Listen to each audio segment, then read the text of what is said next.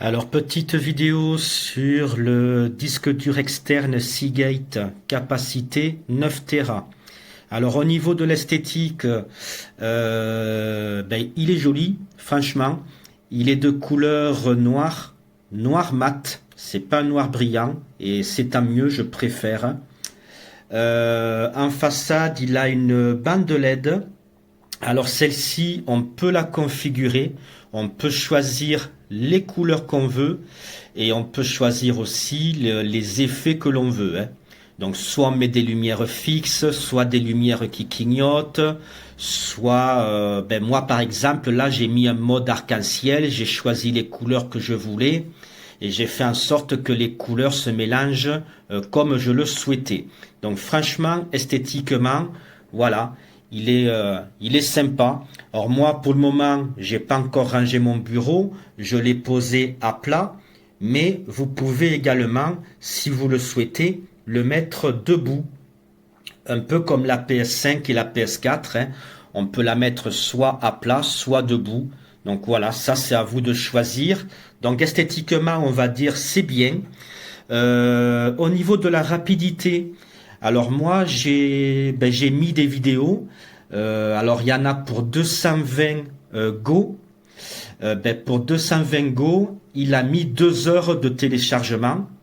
Alors je précise 220 Go 2 heures. Ça veut dire que au niveau vitesse, le disque dur télécharge en moyenne 1 Go par minute. Voilà. Alors je ne sais pas si c'est rapide ou pas par rapport aux autres marques de disques durs, parce que c'est mon premier disque dur, j'en ai jamais acheté d'autres, hein. En tout cas, voilà, 1 Go par minute. Donc moi, 220 Go de vidéo, il m'a fallu 2 heures. Voilà, donc quoi dire d'autre? Donc au niveau vitesse, voilà, retenez 1 Go à la minute. Esthétiquement, il est beau. Oui, j'allais oublier, point négatif. Alors pour moi, c'est une grande déception.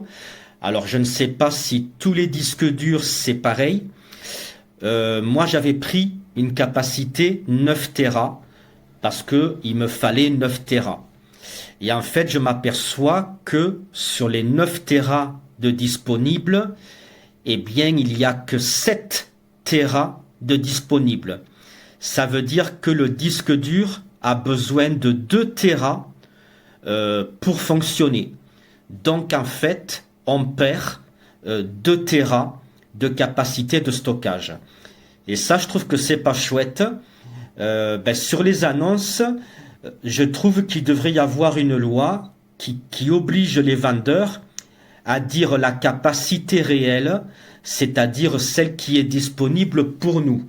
Parce que là, au lieu d'avoir 9 Tera, en fait, je n'en ai que 7. Voilà, donc ça c'est mon grand regret, ma grande déception. Mais après, peut-être que tous les disques durs, c'est pareil, je ne sais pas. Mais voilà, je vous en fais part. Ensuite, donc, il faudra que vous téléchargiez une application pour le faire fonctionner. Alors, c'est l'application Seagate, voilà, qui est juste ici. Donc, voyez, vous allez voir, voyez, je vous mens pas, 7 Tera au lieu de 9. Voilà.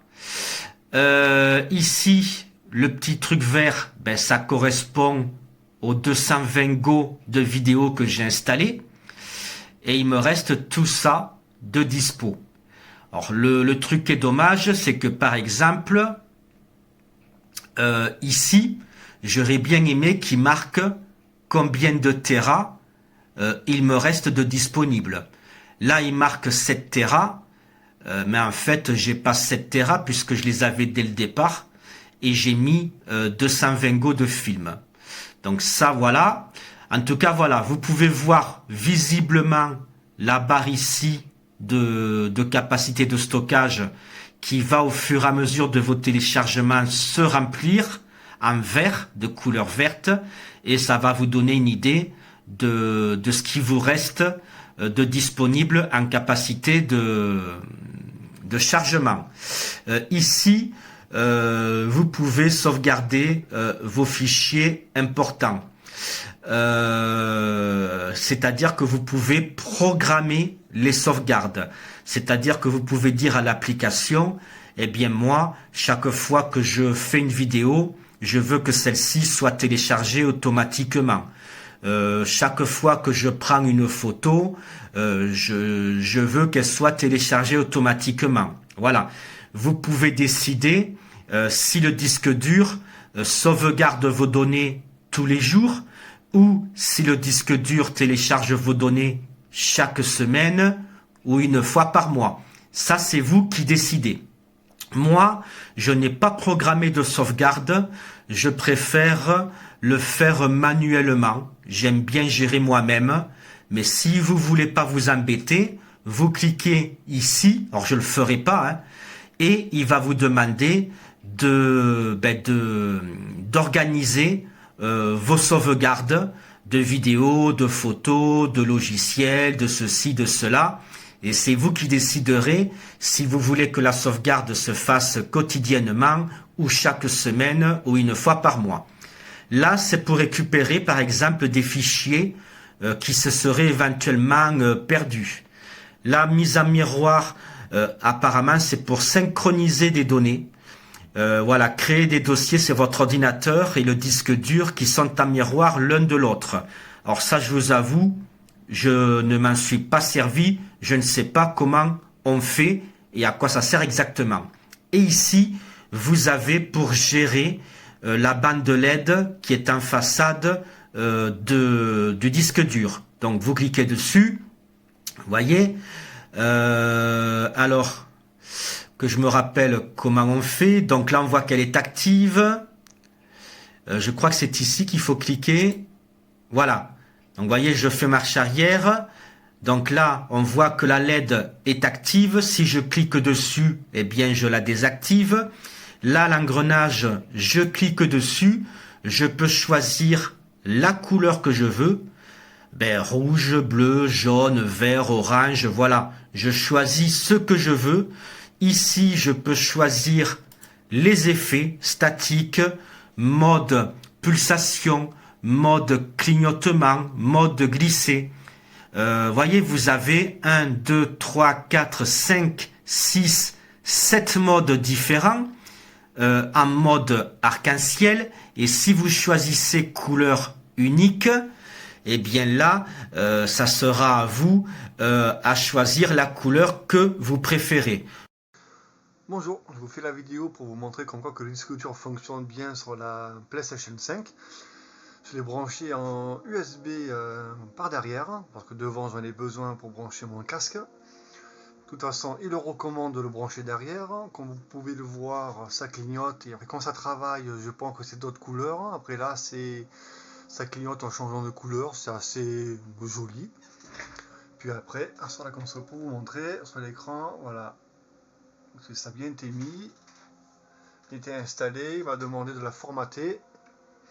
Et voilà, maintenant, toute l'installation de jeu passera directement via ce disque dur externe et que je recommande pour ceux qui recherchent et qui ne veulent pas se ruiner à plus de 200 € pour un disque dur M2 de 2 Tera qui peut aller de 200 même à plus de 350 €, que c'est un petit peu trop exorbitant.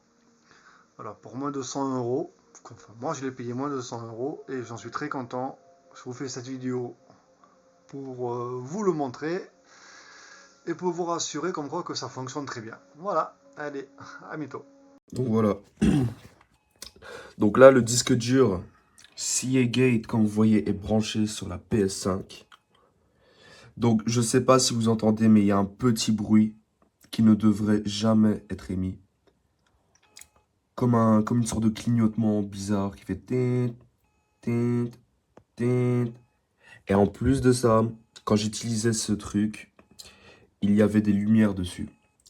Maintenant, on peut voir que sur la PS, il n'est pas détecté. Et donc, ce produit, surtout qu'il ne vous sera pas remboursé, à moins qu'Amazon vous me dites le contraire, n'achetez surtout pas ce produit. Même si vous voyez ce logo-là, même si vous voyez ce logo, n'achetez pas ce produit. Regardez. Elle est où la lumière?